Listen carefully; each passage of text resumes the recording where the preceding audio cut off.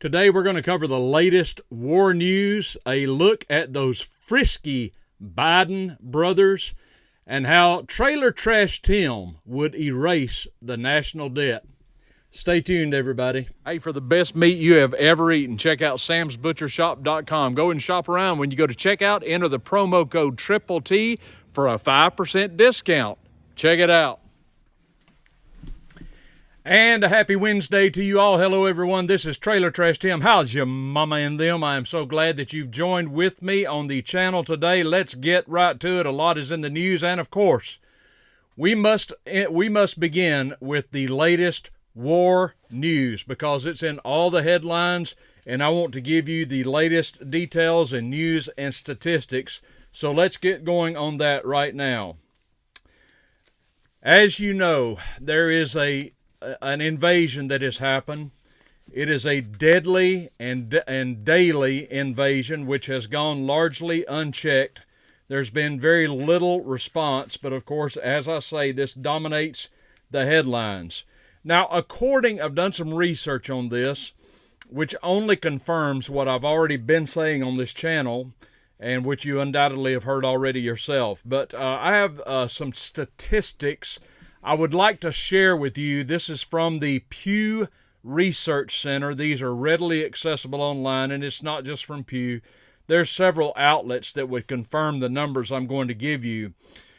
This statistic is actually almost a year old. It is from November of 22nd. Oh, wait a minute. Is anybody confused? Did somebody think I was talking about something else? What did you think I was talking about? When I said we're going to lead today with war news, how many of you thought I was talking about Israel and Hamas or Russia and Ukraine? Now, boys and girls, if you watched my video from yesterday, or if you watched any of my videos for any period of time, you should understand that I maintain that we should essentially ignore the mainstream media, which is the public relations arm of the American/Western governments. The mainstream media, controlled by corporations for the most part, 90%, is the public relations arm of the governments of the United States, of the UK, of Germany, of France, of Canada, etc. And they are telling us what they want us to believe is in the headlines. I do not deny that there is a war going on in Israel. I'm aware of that. I know that's happening. It is tragic. It is awful. But as I pointed out in the video yesterday, ladies and gentlemen, that is not our headline. We have other headlines, and I covered that yesterday. I don't want to do it here. Go back and watch that video. But I said at the top of the headlines for us in the West, the collective West, the United States, Canada, France, Germany, the UK, Sweden, Norway, so many of these countries have been inundated with illegal aliens coming across the border. That, ladies and gentlemen, is the headline, not Israel. The Israeli war is the headline, or should be the headline, in Israel, or at least in that region of the world. It's not our headline. Our headline is our own border. Our own headline is the war that is being waged against the West, the collective West, along our borders. The statistic from the Pew Research Center is simply this. From November of the year 2022, last November, there were 206,239 illegal encounters with illegal aliens that were reported by the United States Custom and Border Protection Service. This was a year ago. It's worse now. This was a year ago. Furthermore, 206,239 illegal aliens, encounters with illegal aliens that were reported, which begs the question, well, how many were not reported? Because you can bet your bottom bloomin' dollar that there were far more than this that weren't reported, right? Again, this is last year. If you do the math and break it down by a month, That breaks down to over 6,800 illegal aliens that we know of crossing our border on a daily basis. Now, is that a headline or is that a headline? Do you think that perhaps for us in the collective West, the invasion on our borders trumps the war in, no pun intended, trumps the war in Israel? Well, by George, if you're a Westerner, it certainly does. Now, I'm concerned about the war in Israel.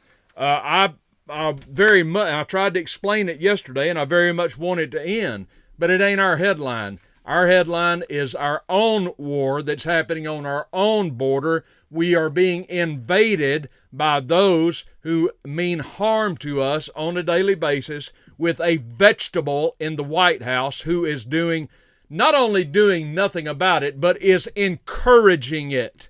He wants it. So that's the headline, okay?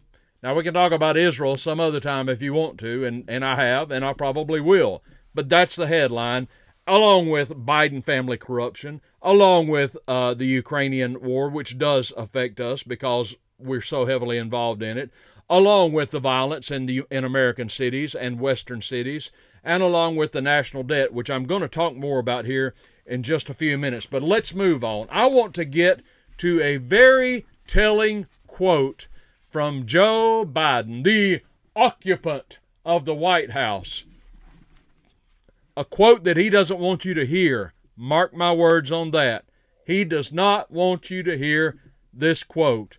But I have a delicious quote from then Senator Joe Biden, who was speaking to an audience in the year 2007, 1 year before he was elected, his ticket, Obama Biden was elected to the White House. He was speaking to a group about the situation in Afghanistan. I don't know whether you heard this or not, but believe me when I tell you, Joe Biden, if you haven't heard it, he most definitely does not want you to hear what he said in 2007. Listen to this, folks. Quote, "For today, begin to withdraw all American troops. It will take a year to get the American troops out." He's talking about Afghanistan. "Did you hear me now? That's the truth. It will take a year to get them physically out. Now, if you leave all the equipment behind, you might be able to do it in 7 months. And you leave those billions of dollars of weapons behind, and I promise you, they're going to be used against your grandchildren and mine someday." Did you hear that? Did you hear that? This is then Senator Joe Biden speaking 1 year before he became vice president, talking about removing Americans and our military equipment from Afghanistan, which he did, by the way. You got to say that. He said it would take a year to get them physically out. But if you leave all the equipment behind, somebody refresh my memory. Did somebody get all of our personnel out of Afghanistan and leave our equipment behind? I got a vague recollection. Somebody did that. Who was it? Oh, right, it was him. He pulled all of our troops out of Afghanistan, which I applaud, by the way, but in a decent order, in an orderly manner. But he left behind billions and billions of dollars worth of American military, high-tech American military equipment. Just left it. And it was a land rush after we left it. Every Tom, Dick, and Harry from every nation in the region could just come in, and it was like a free-for-all. It was like Aunt Martha just died and all the nephews and nieces just go into her house like vultures and plunder it. You leave these billions of dollars of weapons behind, he said, and I promise you they're going to be used against you and your grandchildren and mine someday. How does this man sleep at night? With medication, perhaps? Can you believe this? Can you believe the cognitive dissonance and the sheer evil of this man saying in 2007, We can take our people out and leave our equipment behind. And of course, he's warning against doing that, because if we do that, somebody's going to get it and use it against us one day. And it's exactly what he did. It's unbelievable. This man is unbelievable. Exactly what this man did. He didn't want you to hear that, folks. But you just heard it, and I hope you remember it. He's not the only Biden in the news. I've also got to real quickly cover his brother, the esteemed Frank Biden. Have you heard this story? Frank Biden is the brother of Joe Biden. And we have found out, ladies and gentlemen, that in 2018, when he was 64 years old, Frank Biden posted, I hope you're not eating. Put your forks down if you are. Put down your chopsticks. Frank Biden posted nude photos of himself on a gay dating website called Guys with iPhones in the year 2018 when he was 64 years old. Now let's do a little math. We've got Joe Biden, who likes to shower with his daughters and fill up every young lady that he sees and smell their hair and, just feel them up and see what they feel like. Nothing wrong with that, right? You've got Hunter Biden and all of his ladies of the evening, shall we say. And now you got good old Frank posting naked photos of his 64-year-old body on Guys with iPhones. Boy, I'll tell you, these Biden boys are a little horny, aren't they? They're a little frisky. They just need to all take a collective shower, preferably without your daughter, Uncle Joe. Daddy. Frank Biden was 64 years old when he did this. Now, I am 62 years old. I can't imagine posting a nude photo of myself anywhere, even if it was on my own phone for me to look at. I'd have to trade in the phone if I did that after I removed the photo. Who wants to see a naked 60-something-year-old man anywhere with all the sagging skin and the wrinkles and the... Come on, man. Come on, man. You have got to be kidding me. You're 64 years old and you're posting nude selfies of yourself. Somebody out there finds this attractive? Oh, Frank, what are we going to do with you, son? This is the Biden family, folks. These people are corrupt to the core. They are immoral to the core. They are law-breaking to the core. They are deviant, sexually deviant.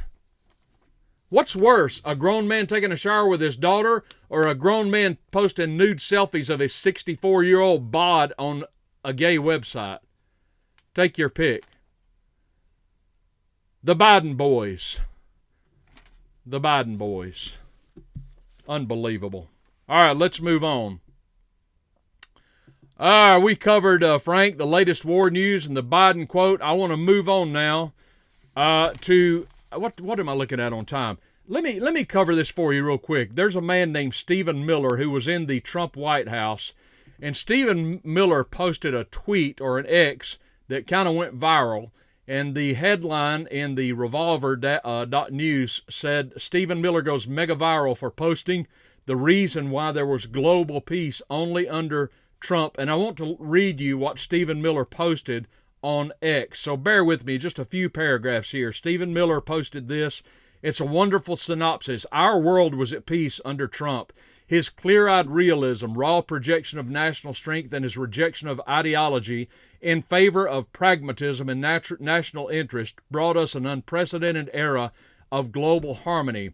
Whereas the D.C. set prattles on endlessly about the rules-based international order, the bloodless and esoteric obsession of the grad school credential class divorced from the iron laws of history, Trump understood the forces that shape world events, relationships, resources, rivalries, and the rational pursuit of self-interest and self-determination. He understood you cannot impose an ideology over the essential nature of nation and man. Instead of wasting away America's diplomatic and financial assets trying to forcibly impose our values across the planet, which consistently yields the opposite effect, amen, he focused on the formation of mutually beneficial partnerships to foster global stability. And he used our economic leverage as deterrence rather than fritter it away on nation building, knowing that a country which seeks to protect its own economic interest will always command more respect and find more common ground in its dealings with foreign powers. Biden trashed it all, set it all ablaze. His administration's toxic blend of idiocy, imbecility, incompetence, and ideological extremism has turned calm into calamity, peace into pandemonium, harmony into hell. The message sent and received by our humiliation in Afghanistan, our cash bonfire in Ukraine, our internal repression as we preach democracy, our cultural self-flagellation, self-abasement, and the self-annihilation of our own border is that we are not a country to be taken seriously, only taken advantage of over and over. Under Biden, we are not a sovereign nation, but a checkbook, a printing press, a mark, a punching bag, a sunken power, a spent power, a hollowed power, a rapidly declining power. And as the torch of American liberty goes dark, the world is lit instead by the fire of destruction. Stephen Miller, I could not possibly be more eloquent than that. Bravo, sir. Well done. I couldn't add anything to that. It is absolutely point on. All right, one more thing for the day. As I stated yesterday and have stated plenty of times in the past, one of our headlines here in the West is our national debt, which is hovering now around $33 trillion. With unfunded liabilities, it is over $220 trillion, an unfathomable number from which I would say there is, generally speaking, no recovery. And I have maintained, I said this on the Duran podcast, the webcast, that we are probably headed for what I call the great default, because I don't see us turning this around at all, if only because of the lot we have in Washington, D.C., who does only one thing, and that is spend, spend, spend. They cut nothing. All they do is spend. Trump was guilty of that too, if we're to be honest. But I want to ask you a question, or I want to offer you my take on this today. What if America was ruled by the all-benevolent King Tim, King Timothy I, King and ruler of America? Oh, my God. That'd be scary, wouldn't it? Well, before I got deposed, I want to tell you what I would do about the unfathomable national debt. Are you ready for this? Here's just a few things off the top of my head. I would tackle the national debt in a most aggressive and effective way, and I'm going to tell you how I would do this. And frankly, if we had enough people in Congress with a spine, we could actually do some of this right now. I want to give you 4 things I would do to reverse America's national debt. Number 1, I would make military spending commensurate with defense. In other words, the defense of America should be just that, a defense, not an offense, but a defense. In other words, our priority, or our philosophy, if you will, of defense currently in America is offense. It's to go all over the world and spread the global footprint of America into every nook and cranny we can find. That is why we have personnel all over the globe. We have bases all over the globe, because we hold to that Bush doctrine, don't you know, of going and finding evil somewhere else and stamping it out, before it can come to America. King Tim would reverse that little policy, and our defense would be purely that, defense. Period.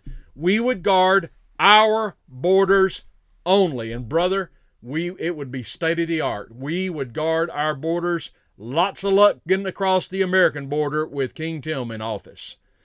I wouldn't be concerned about the Ukrainian border. I'd let Ukraine and those on her borders worry about that. Can you imagine how much money we could save by simply changing our defense philosophy, just by doing that? Imagine all the troops we could bring home, safe back in the arms of their family. We could close military bases all over the world that are either defunct or useless or have no purpose for being there whatsoever. Why do we have bases at some of these locations? There's no war there. I mean, why do we have military bases in Germany? Can the Germans not defend their own country? Seems reasonable to me. The amount of money we could save just by changing our philosophy into one of defense, and that is the philosophy of the Founding Fathers. Our Founding Fathers were opposed to standing armies. Did you know that? They were opposed to it, didn't want it. They would only organize when America was under attack. And you may say, well, that was a different time and a different day and a different world. Yeah, you're right, it was, but the philosophy is still relevant.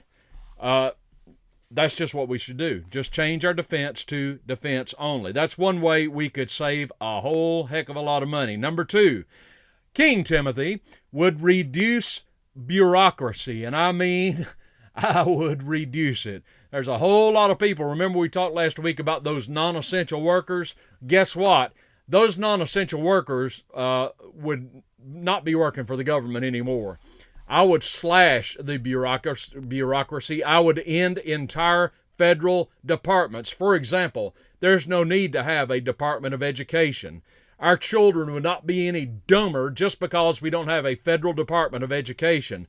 Education should be at the local level, controlled by parents, for heaven's sakes. Oh my goodness, that's a topic in and of itself. There is so much. There are swaths of the federal bureaucracy that could be absolutely eliminated, and it would not hurt the tranquility of the nation one bit. It would not affect the liberty of the American people one bit. As a matter of fact, it would improve their liberties and their freedoms a great deal, because there's no greater enemy to liberty for the American citizen than a bureaucrat. Ronald Reagan used to rightly say, the thing that Americans most dread hearing is this: hello, I'm from the government and I'm here to help. That's the last thing they're there to do.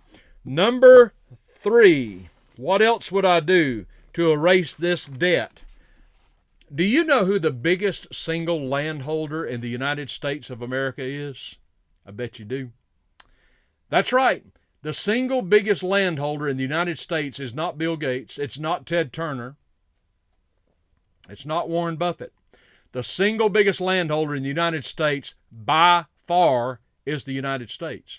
The federal government owns over 620 million acres in the United States. And I would maintain to you that it would make sense for the United States federal government to offer some of this land up for sale. If you're in trouble financially, if you can't pay your bills, what do you do immediately? Well, you start looking around at your assets, right?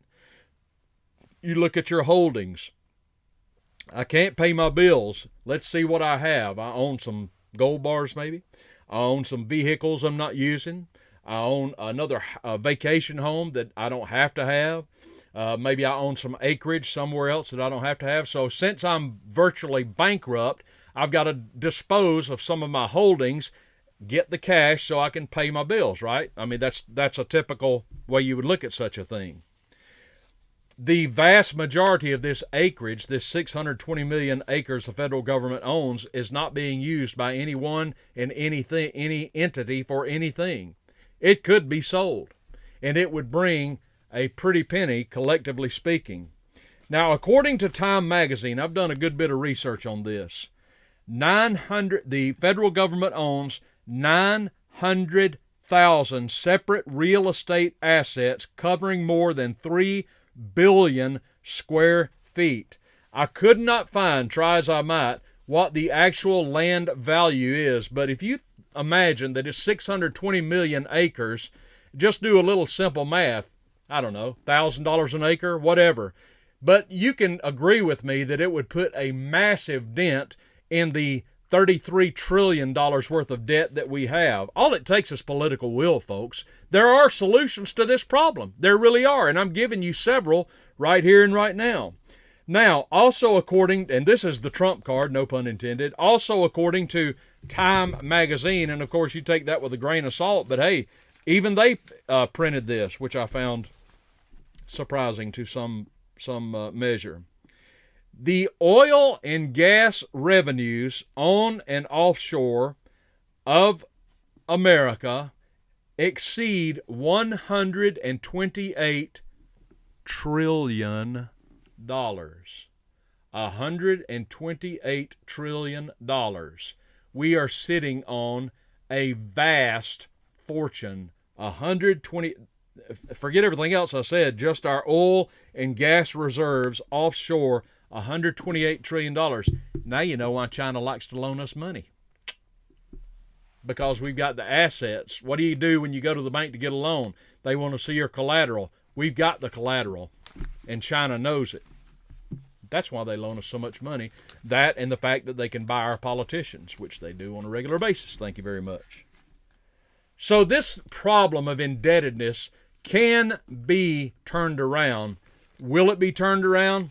I gravely doubt it. I believe we're looking, as I said, at a great default. That's what's going on in the news. Do me a real big favor, folks, and hit that like button down below, the thumbs up. Give me a like for the video. If you have not yet subscribed to the Trailer Trash Tim channel, as long as you're not an illegal alien and as long as you do not wear a face mask, you are more than welcome to join the channel and join our growing community. Subscribe button is down right below. Please give me your comments down below. I would love to hear what you have to say about what I said today or anything else for that matter. So give me a comment down below. Everybody go out there and have a tremendous Wednesday. Thanks to all of you for joining me here today. This is Trailer Trash Tim, and I will see you tomorrow.